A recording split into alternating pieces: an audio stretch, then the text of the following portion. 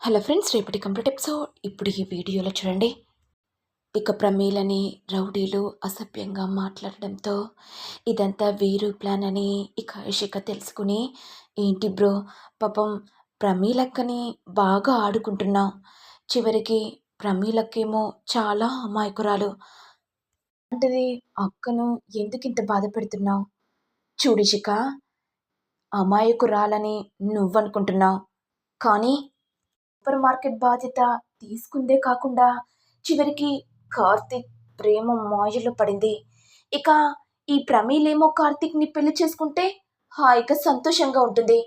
మరి నా లక్ష్యం ఎప్పుడు నెరవేరుతుంది?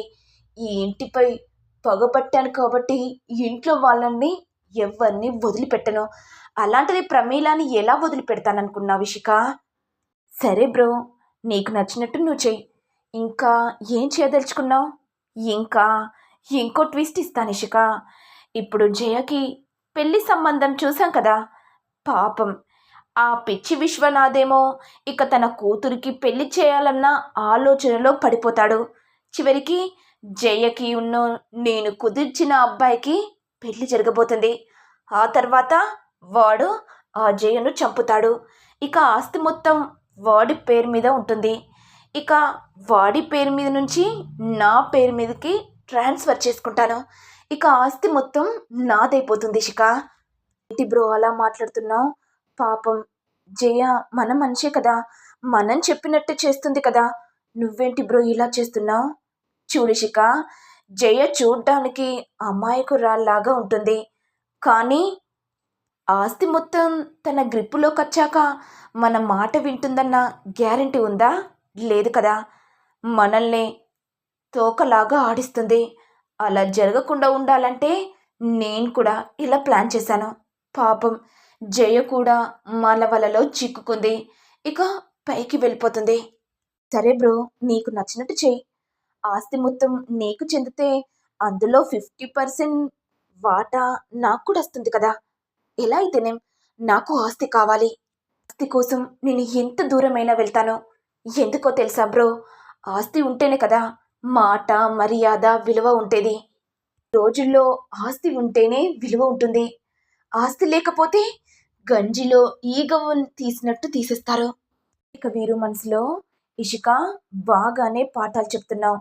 నేను ఇంట్లో ఖాళీగా ఉంటున్నానని తెలిసి నువ్వు కూడా వెటకారంగా మాట్లాడావని నాకు బాగా తెలుసు.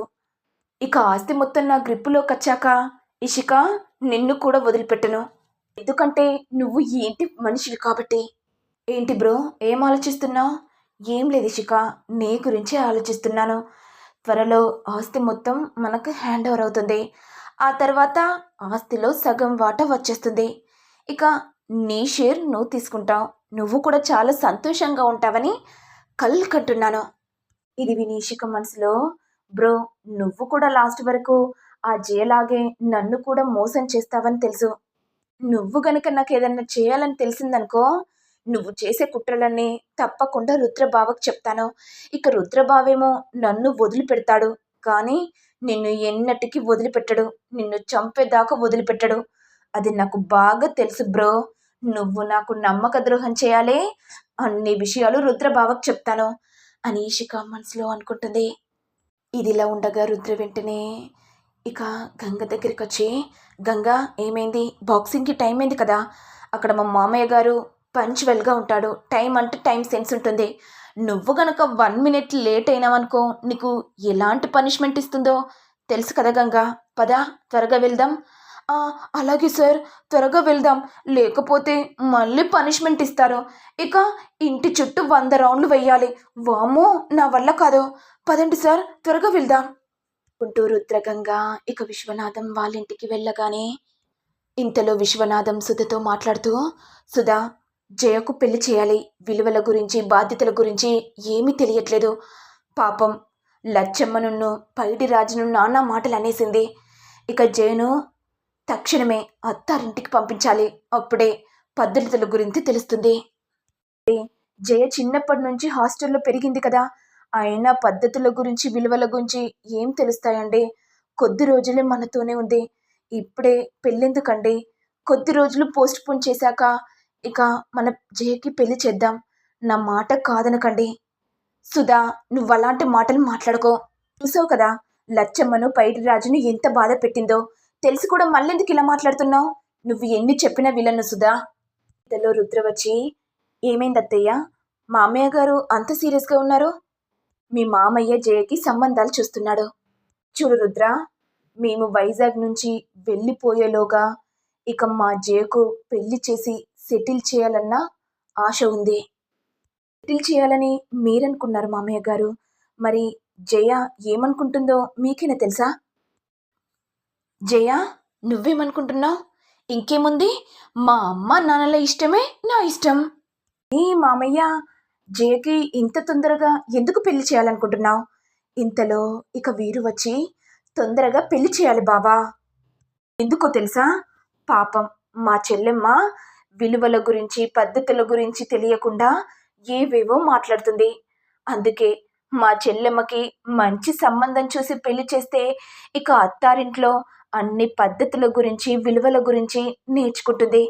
ఆ తర్వాత ఇక జయ సెటిల్ అయిపోతుంది బావగారు అనుకుంటూ వీరు వెంటనే ఇక రుద్రకు చెప్పగానే ఇక జయ టెన్షన్ పడుతూ, ఇదేంటి ఈ వీరు ఇలా మాట్లాడుతున్నాడు? ఆయన నాకు పెళ్లి చేసుకోవడం ఇష్టం లేదు, నాకు ఆల్రెడీ పెళ్ళయింది, మళ్ళీ ఇతనేమో పెళ్లి చేస్తా అంటున్నాడు. ఏదో జరుగుతుంది. మళ్ళీ ఈ వీరు నన్ను చంపాలనుకుంటున్నాడో ఏమో. ఆస్తి కోసం ఎంత దూరమైనా వెళ్తాడు. ఇక అన్ని విషయాలు రుద్రసారికి చెప్తాను. గంగే ఈ ఇంటికి అసలైన వారసురాలని అనుకుంటూ జయ టెన్షన్ పడుతూ ఇక రుద్ర దగ్గరికి రాగానే వీరు కోపంతో, జయ, నా మాటను కాదనకుండా ఇక రుద్రకు అన్ని విషయాలు చెప్పాలనుకుంటున్నావా? ఇక నిన్ను పైకి పంపించే సమయం వచ్చింది అనుకుంటూ వీరేంద్ర ఇక రౌడీలను పెట్టించగానే జయ చావు బ్రతుకుల మధ్య ఉండిపోతుంది. మరి నెక్స్ట్ ఎపిసోడ్లో ఏం జరగబోతుంది? గంగా అసలైన వారసురాలన్న విషయం ఇక సుధకి తెలిసిపోతుందా అనేది నెక్స్ట్ ఎపిసోడ్లో చూడాలి.